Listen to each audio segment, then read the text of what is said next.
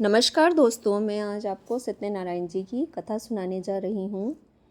एक समय नैमिषारण्य तीर्थ में शौनकादि 88,000 ऋषियों ने श्री सूत जी से पूछा, हे प्रभु, इस कलयुग में वेद विद्या रहित मनुष्यों को प्रभु भक्ति किस प्रकार मिलेगी तथा उनका उद्धार कैसे होगा। इसलिए हे मुनि श्रेष्ठ, कोई ऐसा तप कहिए जिससे थोड़े समय में पुण्य प्राप्त होवे तथा मन वांछित फल मिले। वह कथा सुनने की हमारी इच्छा है। सर्वशास्त्र ज्ञाता श्री सूत जी बोले, हे वैष्णवों में पूज्य, आप सबने सर्व प्राणियों के हित की बात पूछी है। अब मैं उस श्रेष्ठ व्रत को आप लोगों को कहूँगा जिस व्रत को नारद जी ने लक्ष्मी नारायण से पूछा था और श्री लक्ष्मीपति ने मुनि श्रेष्ठ नारद से कहा था। सो ध्यान से सुनो। एक समय योगीराज नारद जी दूसरों के हित की इच्छा से अनेक लोकों में घूमते हुए मृत्यु लोक में आ पहुँचे। वहाँ बहुत योनियों में जन्मे हुए प्राय सभी मनुष्यों को अपने कर्मों द्वारा अनेकों दुखों से पीड़ित देखकर किस यत्न के करने से निश्चय ही इनके दुखों का नाश हो सकेगा, ऐसा मन में सोचकर विष्णु लोक को गए। वहाँ श्वेत वर्ण और 4 भुजाओं वाले देवों के ईश नारायण को, जिनके हाथों में शंख, चक्र, गदा और पद्म थे तथा बनमाला पहने हुए थे, देखकर स्तुति करने लगे। हे भगवान, आप अत्यंत शक्ति से संपन्न हैं। मन तथा वाणी भी आपको नहीं पा सकती। आपका आदि, मध्य और अंत नहीं। निर्गुण स्वरूप सृष्टि के आदिभूत और भक्तों के दुखों को नष्ट करने वाले हो। आपको मेरा नमस्कार है। हे नारद जी से इस प्रकार की स्तुति सुनकर विष्णु भगवान बोले कि हे मुनि श्रेष्ठ, आपके मन में क्या है?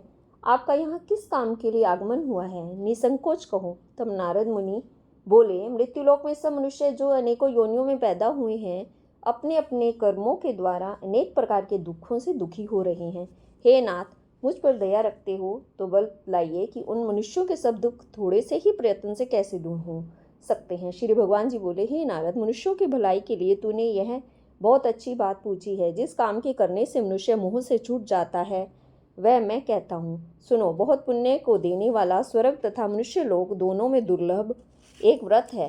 आज मैं प्रेमवश होकर तेरे से कहता हूँ। सत्यनारायण जी का व्रत अच्छी तरह विधान पूर्वक करके मनुष्य तुरंत ही वहाँ सुख भोग कर मरने पर मोक्ष को प्राप्त होता है।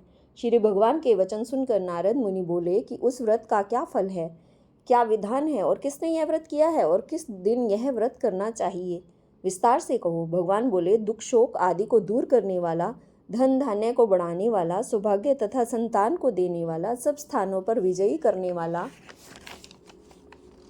भक्ति और श्रद्धा के साथ किसी भी दिन मनुष्य श्री सत्यनारायण की शाम के समय ब्राह्मणों और बंधुओं के साथ धर्मपरायण होकर पूजा करे, भक्ति भाव से सवाया दे, नैवेद्य केले का फल, घी, दूध और गेहूं का चूरन लेवे, गेहूं के अभाव में साठी का चूरन, शक्कर तथा गुड़ ले और सब भक्ष्य योग्य पदार्थ जमा करके सवाये पर अर्पण कर देवे। बंधुओं सहित ब्राह्मणों की भोजन करावे और भक्ति के साथ भोजन करे। नृत्य गीत आदि का आचरण कर सत्यनारायण भगवान को स्मरण कर समस्त समय व्यतीत करे। इस तरह का व्रत करने पर मनुष्य की इच्छा निश्चय पूरी होती है। विशेषकर कली काल में भूमि पर यही मोक्ष का सरल उपाय है। इति श्री सत्यनारायण व्रत कथा प्रथम अध्याय संपूर्ण। अब दूसरा अध्याय।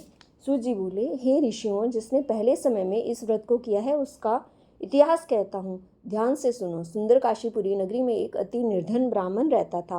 वह भूख और प्यास से बेचैन हुआ नित्य ही पृथ्वी पर घूमता था। ब्राह्मणों को प्रेम करने वाले भगवान ने ब्राह्मण को दुखी देखकर बूढ़े ब्राह्मण का रूप धर उसके पास जा आदर के साथ पूछा, हे विप्र, नित्य दुखी हुआ पृथ्वी पर क्यों घूमता है? हे श्रेष्ठ ब्राह्मण, यह सब मुझसे कहो, मैं सुनना चाहता हूँ। ब्राह्मण बोला, मैं बहुत निर्धन ब्राह्मण हूँ, भिक्षा के लिए पृथ्वी पर फिरता हूँ। हे भगवान, यदि आप इसका उपाय जानते हो तो कृपा कर कहो। वृद्ध ब्राह्मण बोला कि सत्यनारायण भगवान मनवांछित फलों को देने वाला है, इसलिए हे ब्राह्मण, तू उनका पूजन कर, जिसके करने से मनुष्य सब दुखों से मुक्त होता है। ब्राह्मण को सारा व्रत का विधान बतलाकर बूढ़े ब्राह्मण का रूप धारण करने वाले सत्यनारायण भगवान अंतर्ध्यान हो गए। जिस व्रत को वृद्ध ब्राह्मण ने बतलाया है मैं उसको करूँगा। यह निश्चय करने पर उसे रात में नींद भी नहीं आई। वह सवेरे ही उठा, सत्यनारायण के व्रत का निश्चय कर भिक्षा के लिए चला। उस दिन उसको भिक्षा में बहुत धन मिला। जिससे बंधु बांधवों के साथ उसने सत्यनारायण का व्रत किया। इसके करने से वह ब्राह्मण सब दुखों से छूटकर अनेक प्रकार की संपत्तियों से युक्त हुआ। उस समय से यह ब्राह्मण हर मास व्रत करने लगा। इस तरह सत्यनारायण भगवान के इस व्रत को जो करेगा वह सब पापों से छुटकारा पाकर मोक्ष को प्राप्त होगा।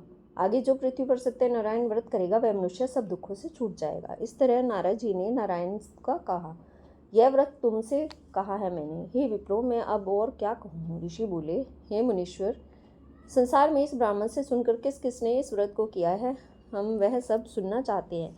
इसके लिए हमारे मन में श्रद्धा है। सूत जी बोले, हे मुनियों, जिसने इस व्रत को किया है वह सब सुनो। एक समय वह ब्राह्मण धन और ऐश्वर्य के अनुसार बंधु बांधवों के साथ व्रत करने को तैयार हुआ। उसी समय एक लकड़ी बेचने वाला बूढ़ा आया और बाहर लकड़ियों को रखकर ब्राह्मण के मकान में गया।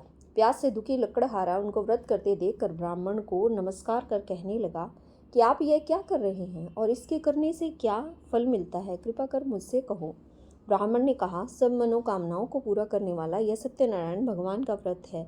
इसकी ही कृपा से मेरे यहाँ धन धान्य आदि की वृद्धि हुई है। ब्राह्मण से इस व्रत के बारे में जानकर लकड़हारा बहुत प्रसन्न हुआ। चरणामृत ले और प्रसाद खाने के बाद अपने घर को गया।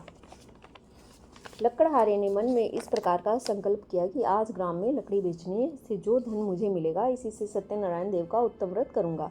यह मन में विचार कर वह बूढ़ा लकड़हारा लकड़ियां अपने सिर पर रखकर जिस नगर में धनवान लोग रहते थे वह ऐसे सुंदर नगर में गया। उस रोज वहां पर उसे उन लकड़ियों का दाम पहले दिनों से चौगुना मिला। तब वह बूढ़ा लकड़हारा दाम को और अति प्रसन्न होकर पक्के केले की फली, शक्कर, घी, दूध और दही, गेहूं का चूर्ण इत्यादि सत्यनारायण भगवान के व्रत की कुल सामग्रियों को लेकर अपने घर गया।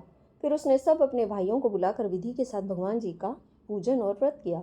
उस व्रत के प्रभाव से बूढ़ा लकड़हारा धन, पुत्र आदि से युक्त हुआ और संसार के समस्त सुख भोग कर वैकुंठ को चला गया। इति श्री सत्यनारायण व्रत कथा द्वितीय अध्याय संपूर्ण। तीसरा अध्याय। सूत जी बोले, हे श्रेष्ठ मुनियों, अब आगे की कथा कहता हूँ, सुनो। पहले समय में उल्कामुख नाम का एक बुद्धिमान राजा था। वह सत्यवक्ता और जितेंद्रिय था। प्रतिदिन देव स्थानों में जाता था, गरीबों को धन देकर उनके कष्ट दूर करता था। उसकी पत्नी कमल के समान मुख वाली और सती साध्वी थी। भद्रशिला नदी के तट पर उन दोनों ने सत्यनारायण देव का व्रत किया।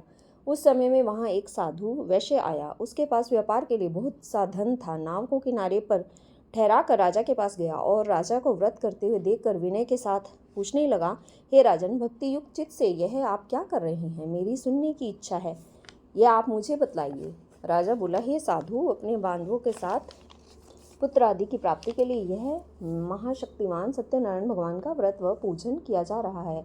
राजा के वचन सुनकर साधु आदर के साथ बोला, हे राजन, मुझसे इसका सब विधान कहो, मैं भी आपके कथा अनुसार इस व्रत को करूंगा। मेरे भी कोई संतान नहीं है और इससे निश्चय होगी। राजा ने सब विधान सुन व्यापार से निवृत्त हो आनंद के साथ घर आ गया।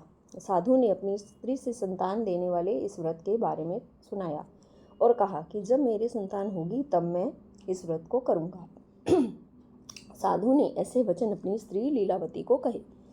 एक दिन उसकी स्त्री लीलावती पति के साथ आनंदित हो सांसारिक धर्म में प्रवृत्त होकर सत्यनारायण भगवान की कृपा से गर्भवती हो गई तथा 10वें महीने में उसके एक सुंदर कन्या का जन्म हुआ। दिन व दिन वह इस तरह बढ़ने लगी जैसे शुक्ल पक्ष का चंद्रमा बढ़ता है। कन्या का नाम कलावती रखा गया। तब लीलावती ने मीठे शब्दों से अपने पति से कहा कि आपने जो संकल्प किया हुआ था कि भगवान का व्रत करूंगा, अब आप उसे करिए। साधु बोला, हे प्रिय, इसके विवाह पर करूंगा।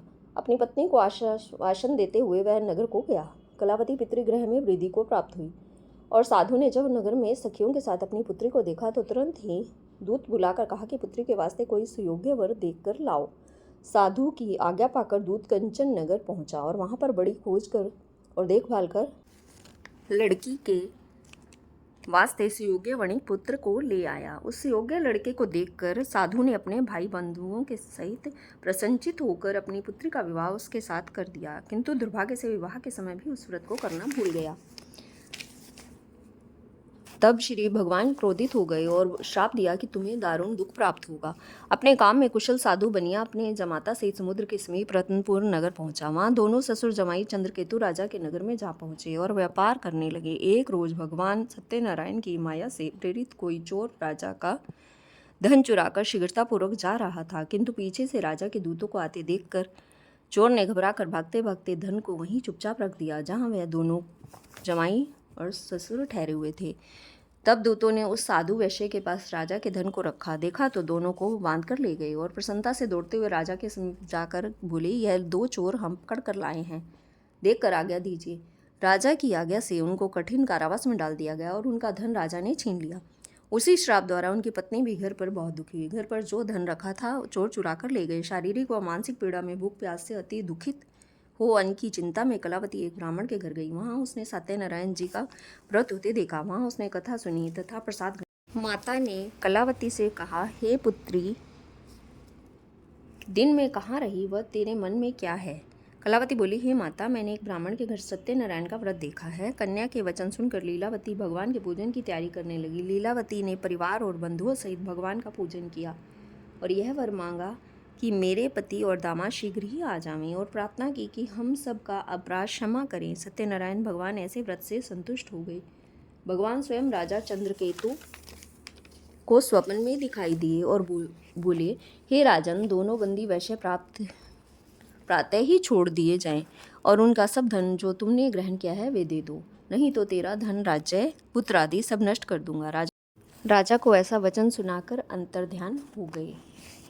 प्रातःकाल राजा चंद्रकेतु ने सभा में अपना स्वप्न सुनाया और दोनों वणिक पुत्रों को कैद से मुक्त कर सभा में बुलाया। दोनों ने आते ही राजा को नमस्कार किया। राजा मीठे वचनों से बोला, हे महानुभावों, भाविवश ऐसा कठिन दुख प्राप्त हुआ है, अब कोई भय नहीं है। ऐसा कहकर राजा ने उनको नए नए वस्त्राभूषण पहनाए तथा उनका जितना धन लिया था उससे दूना धन दिलवाकर विदा किया। दोनों वैश्य अपने घर को चल दिए। इति श्री सत्यनारायण व्रत का 3 अध्याय संपूर्ण। 4 अध्याय। सूत जी बोले, हे वैश्य ने मंगलाचार करके यात्रा आरंभ की और अपने नगर को चला गया। उनके थोड़ी दूर पहुंचने पर दंडी वेशधारी सत्यनारायण ने उनसे पूछा, हे साधु, तेरी नाम में क्या है? अभिमानी वणिक हंसता हुआ बोला, हे दंडी, आप क्यों पूछते हो? क्या धन लेने की इच्छा है? मेरी नाम में तो बेल तथा पत्ते आदि भरे हैं। वैश्य का कठोर वचन सुनकर भगवान ने कहा, तुम्हारा वचन सत्य हो। ऐसा कहकर दंडी वहाँ से चले गए और कुछ दूर जाकर समुद्र के किनारे बैठ गए। दंडी के जाने पर वैश्य ने नित्य क्रिया करने के बाद नाव को ऊंची उठी देखकर अचंभा किया तथा नाव में बेल आदि देखकर मूर्छित हो जमीन पर गिर गए। जब मूर्छा खुलने पर बहुत शोक करने लगा तब उसका दामाद बोला, आप शोक न करें, यह दंडी का श्राप है, अतः दंडी की शरण में चलना चाहिए, तभी हमारी मनोकामना पूरी होगी। दामाद के वचन सुन वह दंडी के पास पहुंचा। अत्यंत भक्ति भाव से नमस्कार करके बोला, मैंने जो आपसे असत्य वचन कहे थे उसको क्षमा करो। ऐसा कहकर महान शोकातुर हो रोने लगा। तब दंडी भगवान बोले, हे वणिक पुत्र, मेरी आज्ञा से बार बार तुम्हें दुख प्राप्त हुआ है, तू मेरी पूजा से विमुख हुआ है। साधु बोला, हे भगवान, आपकी माया से मोहित ब्रह्मा आदि भी आपके रूप को नहीं जानते, तब मैं अज्ञानी कैसे जान सकता हूँ? आप प्रसन्न होइए, मैं सामर्थ्य के अनुसार आपकी पूजा करूँगा। मेरी रक्षा करो और पहले के समान नौका में धन भर दो। उसके भक्ति युक्त वचन सुनकर भगवान प्रसन्न हो गए। उसकी इच्छा अनुसार वर देकर अंतर्ध्यान हो गए। तब उन्होंने नाव पर आकर देखा कि नाव धन से परिपूर्ण है। फिर वह भगवान सत्यदेव का पूजन कर साथियों सहित अपने नगर को चले गए। जब अपने नगर के निकट पहुंचा तब दूत को ये घर भेजा। दूत ने साधु के घर जा उसकी स्त्री को नमस्कार कर कहा कि सेठ जी अपने दामाद सहित इस नगर के समीप आ गए हैं। ऐसा वचन सुन सती ने बड़े हर्ष के साथ सत्यदेव का पूजन कर पुत्री से कहा, मैं अपने पति के दर्शन को जाती हूँ, तू कार्य पूर्ण करके शीघ्र आना। माता के वचन सुनकर कलावती प्रसाद छोड़ पति के पास गई। प्रसाद की अवज्ञा के कारण सत्यदेव ने रुष्ट हो उसके पति को नाव सहित पानी में डुबो दिया। कलावती अपने पति को न देखकर रोती हुई जमीन पर गिर पड़ गई। इस तरह नौका को डूबा हुआ तथा कन्या को रोता हुआ देख साधु दुखी हो बोला, हे प्रभु, मुझसे या मेरे परिवार से जो भूल हुई है उसे क्षमा करो। उसके दीन वचन सुनकर सत्यदेव प्रसन्न हो गए और आकाशवाणी हुई, हे साधु, तेरी कन्या मेरे प्रसाद को छोड़ कर आई है, इसलिए इसका पति अदृश्य हुआ है। यदि वह घर जाकर प्रसाद खाकर लौटे तो उसे पति अवश्य मिलेगा। आकाशवाणी से ऐसा सुनकर कलावती ने घर पहुंचकर प्रसाद खाया। फिर उसने आकर अपने पति के दर्शन किए। तब वैश्य परिवार के सब लोग प्रसन्न हुए और फिर साधु ने बांधवों सहित सत्यदेव का विधिपूर्वक पूजन किया। उस दिन से हर पूर्णिमा और संक्रांति को सत्यनारायण का पूजन करने लगा। व्रत के प्रभाव से आयु पर्यंत इस लोक का सुख भोग कर वह स्वर्ग लोक को चला गया। 5वां अध्याय। सूत जी बोले, हे ऋषियों, मैं और भी कथा कहता हूँ, सुनो। प्रजापालन में लीन तुंगधंग नाम का राजा था। उसने भी भगवान का प्रसाद त्याग कर बहुत दुख पाया। एक समय वन में जाकर पशुओं को मारकर बड़ के पेड़ के नीचे आया। उसने भक्तिभाव से ग्वालों को बांधव सहित सत्यनारायण का पूजन करते देखा। राजा देखकर भी अभिमानवश न वहां गया और न नमस्कार ही किया। जब ग्वालों ने भगवान का प्रसाद उसके सामने रखा तो वह प्रसाद को त्याग कर अपनी सुंदरी नगरी की ओर चल दिया। वहाँ उसने अपना सब कुछ नष्ट पाया तो वह जान गया कि यह सब कुछ भगवान ने किया है। तब वह विश्वास कर ग्वालों के समीप गया और विधि पूर्वक पूजन कर प्रसाद खाया तो सत्यदेव की कृपा से सब जैसा था वैसा हो गया तथा सुख भोग कर मरने पर स्वर्गलोक को गया। जो मनुष्य इस परम दुर्लभ व्रत को करेगा, भगवान की कृपा से उसे धन धान्य की प्राप्ति होगी। निर्धन धनी हो जाएगा, बंदी बंधन से मुक्त होकर निर्भय हो जाता है, संतानहीनों को संतान प्राप्त होती है, सब मनोरथ पूर्ण होकर अंत में वैकुंठ धाम को जाता है। जिन्होंने पहले इस व्रत को किया है उसके दूसरे जन्म की कथा कहता हूँ। वृद्ध शतानंद ब्राह्मण सुदामा का जन्म लेकर मोक्ष को पाया। उल्कामुख नाम का राजा दशरथ होकर वैकुंठ को प्राप्त हुआ। साधु नाम के वैश्य ने मोरध्वज बनकर अपने पुत्र को आरे से चीरकर मोक्ष प्राप्त किया। महाराज तुंगध्वज ने स्वयंभू होकर भगवान के भक्ति युक्त कर्म कर मोक्ष को प्राप्त किया। इति श्री सत्यनारायण व्रत। तो बोलिए श्री सत्यनारायण भगवान की जय।